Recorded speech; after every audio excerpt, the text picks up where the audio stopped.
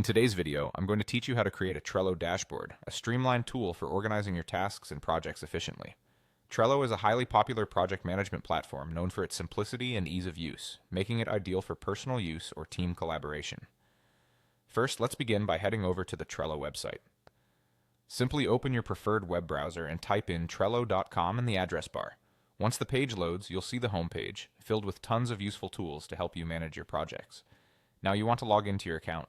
If you're already a Trello user, just click on the Login button at the top right corner of the screen. You'll find it quite straightforward as it directs you to a login page.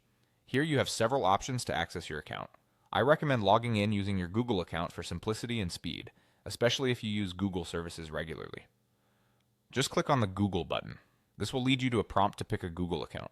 Go ahead and select the account that's linked to your Trello user. Once you're logged in, you will be brought to the home screen where you'll see an option to create new boards. Go ahead and click on Create New Board. This is where the fun begins. A prompt will appear asking you to enter the title for your new board. Choose a title that best represents the project or task you're planning to manage. It's always helpful to be as descriptive as possible to reduce confusion, especially if you're juggling multiple boards. Next, you'll need to select a workspace. If you are part of a team, you might have multiple workspaces. Choose the one where this board will be most applicable. Workspaces help in organizing boards according to different teams or projects, so selecting the right one can help in ensuring seamless collaboration and clarity.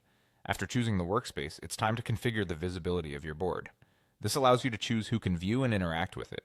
You can select from options like private, workspace visible, or public, depending on your needs. Once you've selected the desired visibility, click on Create. For this video, we will start by selecting a template to get your board up and running quicker.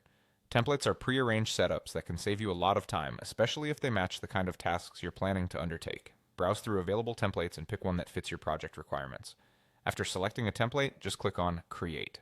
And there you have it.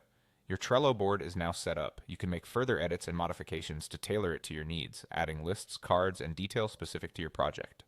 Trello's flexibility means you can customize your board as much or as little as you like, ensuring it fits perfectly with your workflow.